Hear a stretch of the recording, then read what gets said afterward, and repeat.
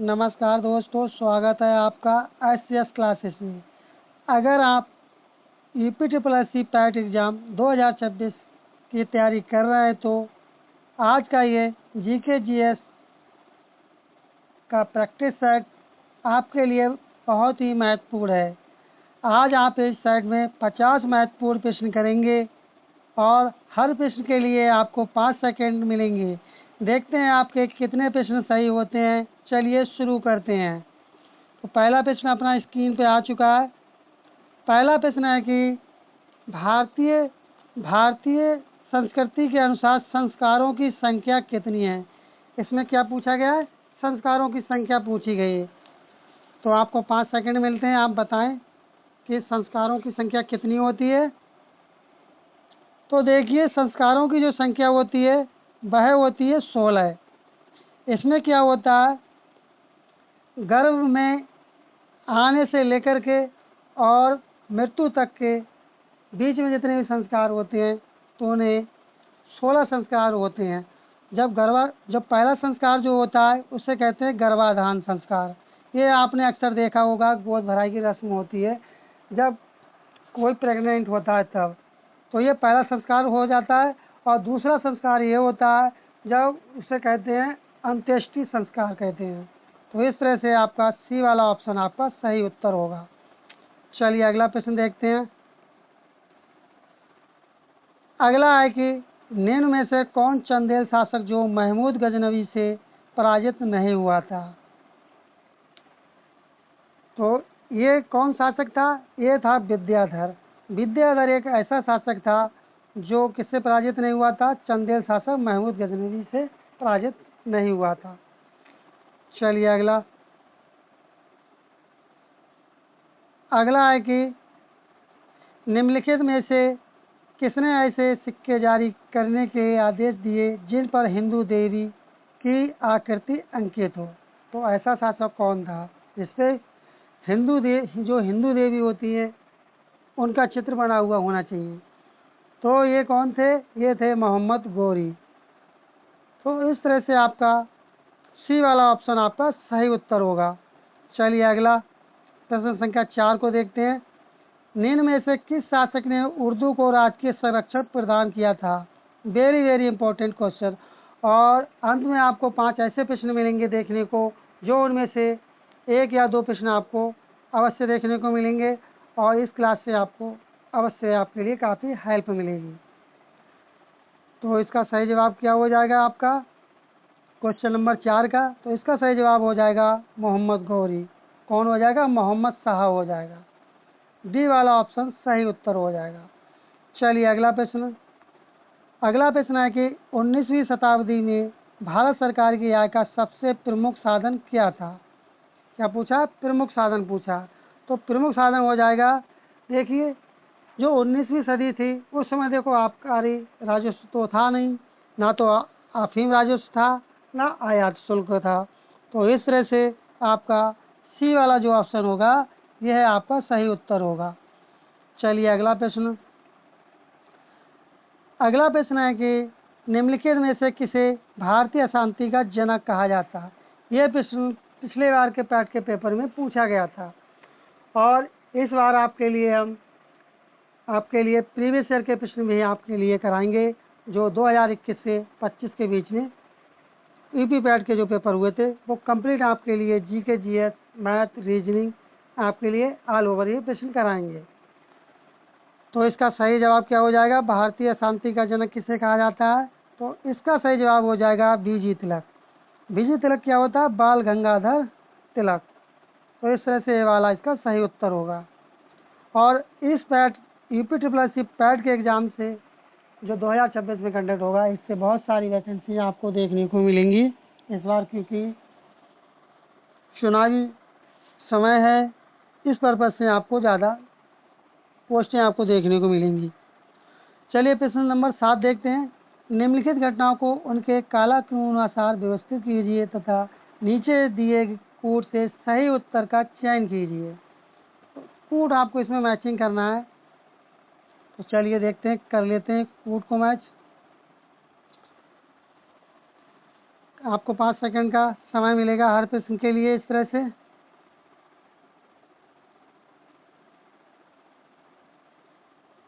तो चलिए मैच करते हैं। तो देखिए इसमें क्या है, क्रम से लगाना है इसमें। तो पहला आपका क्या आ जाएगा, पहला आपका आ जाएगा पूर्ण राष्ट्रीय स्वतंत्रता की घोषणा हुई थी। सबसे पहले क्या हुई थी, क्योंकि हमें क्रम से लगाना है, तो आ जाएगा 3 नंबर का आपका आ जाएगा। फिर इसके बाद में ऐसी कौन सी घटना हुई थी, तो इसके बाद में ऐसी घटना क्या हुई थी, सविनय अवज्ञा आंदोलन, तो ये आपका आ जाएगा 4 नंबर पे। इसके बाद में क्या हुआ था, इसके बाद में हुआ था गांधी रिवन समझौता हुआ था। आप कमेंट करके बताएंगे कि गांधी रिवन जो समझौता हुआ था किस सन में हुआ था, तो आ जाएगा 1 नंबर आ जाएगा। और इस तरह से आपका जो पूना पैक्ट है इसके बाद में हुआ था। तो ये आपको देखने हैं 3, 4, 1, 2 कौन से वाले ऑप्शन में है, तो ये आपके मैच खा रहे हैं ए वाले ऑप्शन में। इस तरह से आपका ए वाला ऑप्शन आपका सही उत्तर होगा। चलिए अगला प्रश्न देखते हैं। अगला प्रश्न है कि भारत छोड़ो आंदोलन के विषय में निम्नलिखित में से कौन सा कथन असत्य है। असत्य बताना है, तो आपका क्या हो जाएगा असत्य, आपका वो देखिए इसे अगस्त क्रांति के नाम से जानते हैं इसे अगस्त क्रांति के नाम से। इसमें अवला आशावली की असाधारण भूमिका थी, ये भी ठीक बात है। और इसमें जवाहरलाल नेहरू को इस आंदोलन के दौरान अहमदनगर फोर्ट जेल में बंदी बनाकर रखा गया था, ये भी ठीक है, सी वाला भी। इसमें एनी बेसेंट की जानदार भूमिका सराहनीय थी, क्योंकि इसमें एनी बेसेंट की कोई भूमिका नहीं थी। तो इस तरह से आपका डी वाला ऑप्शन आपका सही उत्तर हो जाएगा। चलिए अगला देखते हैं। प्रश्न संख्या 9 को देखते हैं। गदर पार्टी से निम्नलिखित में से कौन संबंधित नहीं है, तो ये आपका हो जाएगा खुदीराम बोस संबंधित नहीं है। चलिए अगला देखते हैं। अगला प्रश्न है कि किस भारतीय क्रांतिकारी ने सुभाष चंद्र बोस को इंडियन नेशनल आर्मी के गठन में सक्रिय सहयोग दिया था, तो ये किसने दिया था, तो ये सहयोग किसने दिया था, ये सहयोग दिया था रास बिहारी बोस जी ने दिया था। बी वाला ऑप्शन आपका सही उत्तर होगा। चलिए अगला प्रश्न देखते हैं इसी क्रम में। संयुक्त राज्य अमेरिका के किस राज्य को ब्लू ग्रास स्टेट भी कहा जाता है, तो ये किसे कहते हैं, तो ये कहा जाता है, किसके लिए कहते हैं, ये कहते हैं कंटुकी के लिए। अगला प्रश्न, यदि भारतीय मानक समय यामोत्तर पर मध्याह्न है तो 120 अंश पूर्वी देशांतर पर स्थानीय समय क्या होगा। इस तरह के प्रश्न अक्सर पूछे जाते हैं और पिछली बार भी पूछा गया था। तो इसका आपका सही जवाब हो जाएगा 2:30। जो 14:30 देख रहे हैं तो इसे क्या कहेंगे, 2:30। तो इस तरह से आपका बी वाला ऑप्शन आपका सही उत्तर होगा। अगला, 2011 की जनगणना के अनुसार भारत की जनसंख्या विश्व की जनसंख्या का कितना प्रतिशत है, विश्व की जनसंख्या का कितना प्रतिशत है, तो ये आपको बताना। तो देखिए विश्व की जनसंख्या का वो कितना है, 2.4%। कितना है, 2.4% है। 2011 की जनगणना के अनुसार भारत की जनसंख्या विश्व की जनसंख्या का कितना परसेंट है, तो उसका परसेंट पूछा कितना परसेंट होगा, तो विश्व की जनसंख्या का कितना हो जाएगा, तो ये आपका हो जाएगा 17.31%। तो इस तरह से आपका ए वाला ऑप्शन आपका सही उत्तर हो जाएगा। और जो ये 2.4 है ये क्या है, आप कमेंट करके बताएंगे। 2.4 है परसेंट, ये क्या होता है। चलिए बढ़ते हैं अपने अगले प्रश्न की तरफ। अगला प्रश्न है कि भारत में लिग्नाइट कोयला का सबसे बड़ा क्षेत्र निम्नलिखित में से कौन सा, सबसे बड़ा पूछा गया है। तो भारत में पूछा गया तो क्या हो जाएगा आपका नवेली। और नवेली किस राज्य में है, आप कमेंट करके बताएं। नवेली जो है कोयले का क्षेत्र ये किस राज्य में है। चलिए अगला प्रश्न। अगला है कि टकला मकान मरुस्थल अवस्थित है, तो ये कहाँ अवस्थित है, तो टकला कहाँ अवस्थित है, बताएं आप कमेंट करके ये कहाँ स्थित है। तो इस तरह से देखिए आपको बताना चाहेंगे कि ये जो स्थित है ये आपका इनमें से किसी में स्थित नहीं है। तो इस तरह से आपका ये वाला ऑप्शन आपका सही उत्तर हो जाएगा। देखिए अफगानिस्तान में क्या स्थित है, आप कमेंट करके बताएं। चलिए बढ़ते हैं अपने अगले प्रश्न की तरफ। अगला प्रश्न है कि संविधान में मौलिक कर्तव्यों को शामिल किया गया है, तो किस समिति के द्वारा इसे शामिल किया गया है? तो ये शामिल किया गया है स्वर्ण सिंह समिति की सिफारिश के आधार पर ये शामिल किया गया था। चलिए अगला प्रश्न है कि गणतंत्रीय अवधारणा से संबंधित निम्नलिखित में से कौन एक नहीं है? तो कौन एक नहीं है? तो ये एक हो जाएगा सर्वोच्च शक्ति एक राजा के समान एक ही व्यक्ति में निहित है। सी वाला ऑप्शन आपका सही उत्तर हो जाएगा। चलिए अगला प्रश्न है कि निम्नलिखित में से किस एक का कथन है कि संविधान को संघात्मकता के तंग ढांचे में नहीं ढाला गया है? तो ये जो कथन है ये कथन है डॉक्टर BR अम्बेडकर का। सी वाला ऑप्शन आपका सही उत्तर होगा।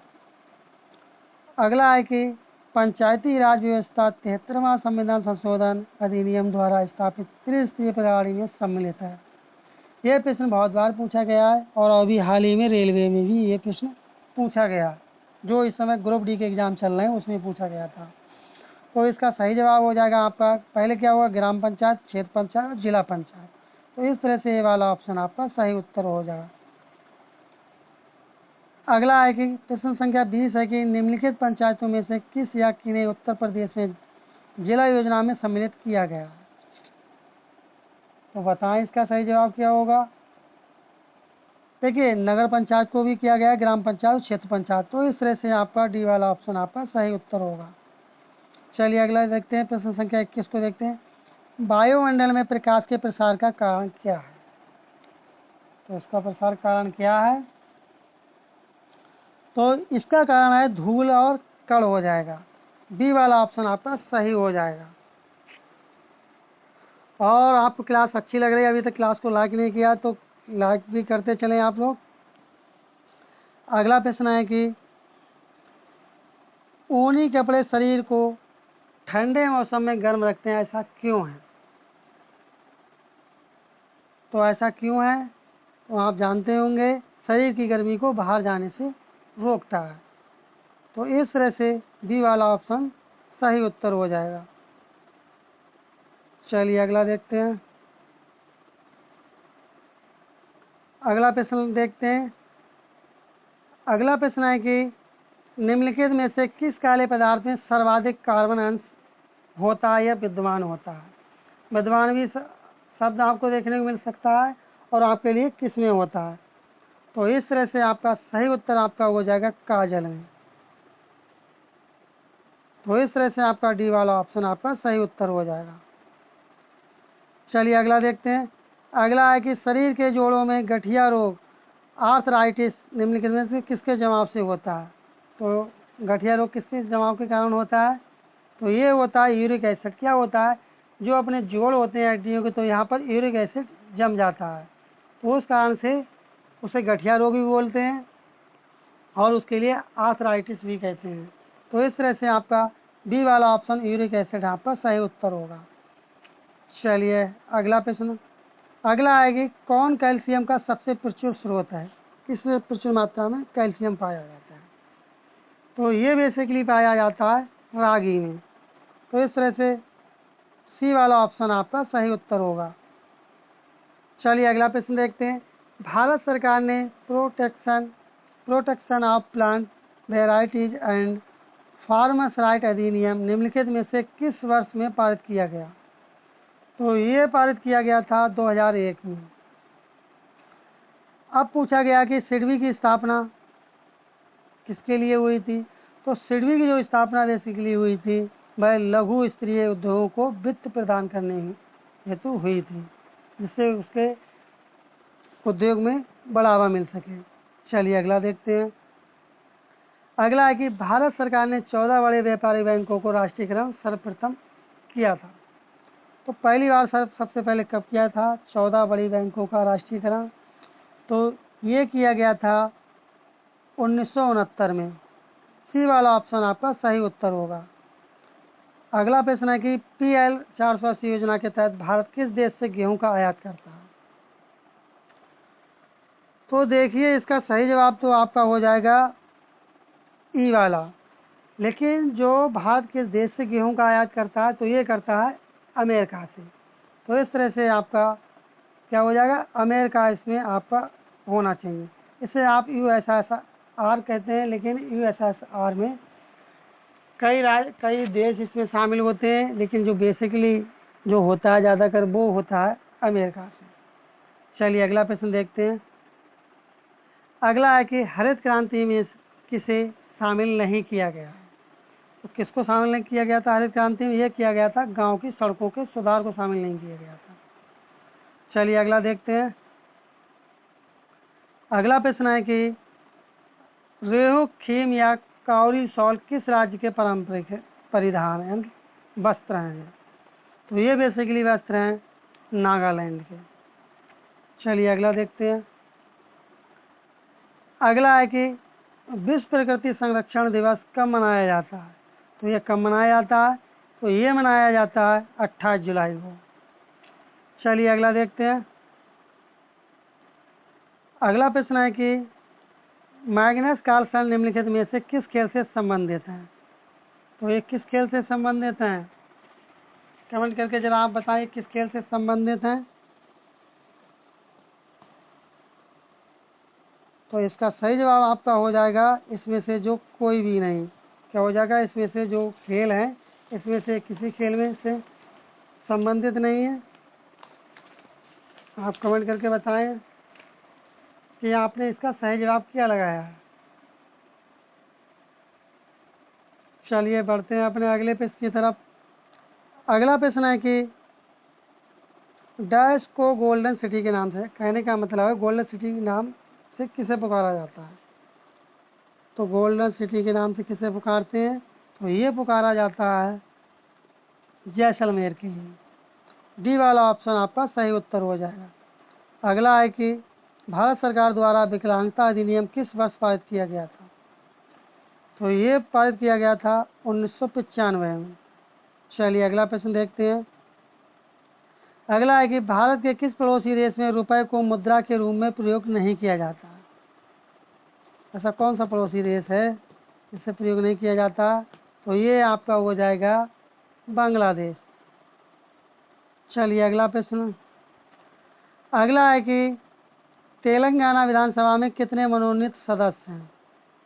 तो ये आपके हो जाएंगे 1।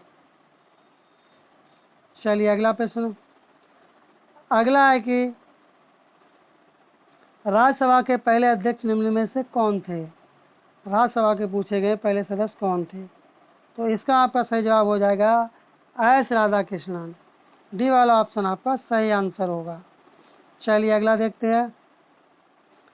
अगला है कि प्रागैतिहासिक काल की चित्रकारी वाली प्रसिद्ध पंचमुखी गुफाएं निम्नलिखित में से किस जिले में स्थित हैं?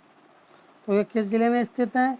ये बेसिकली स्थित है सोनभद्र जिले में, उत्तर प्रदेश के सोनभद्र जिले में स्थित हैं। अब आपको बताना कि बनारसी किसके लिए प्रसिद्ध है, हो सकता है ये पूछ ले। अगला प्रश्न देखते हैं। अगला प्रश्न है कि भारत में नए संसद की भवन की आधारशिला किस तिथि को रखी गई थी? तो ये रखी गई थी 10 दिसंबर 2020 को रखी गई थी। तो इस तरह से इस क्लास में 40 प्रश्नों को जीके जीएस को लिया गया था। तो दोस्तों आज के 40 जीके जीएस कुछ प्रश्नों में आपके कितने प्रश्न सही हुए, अपना स्कोर कमेंट में ज़रूर बताएं। आप लोगों को बताना है। अगर आप UPTSS पैट 2026 की तैयारी कर रहे हैं तो ICS क्लासेस को सब्सक्राइब कर लीजिए, क्योंकि यहाँ आपको ऐसे ही MCQ जीके जीएस क्वेश्चंस मिलते रहेंगे। और अगले प्रैक्टिस सेट में फिर मिलते हैं। धन्यवाद।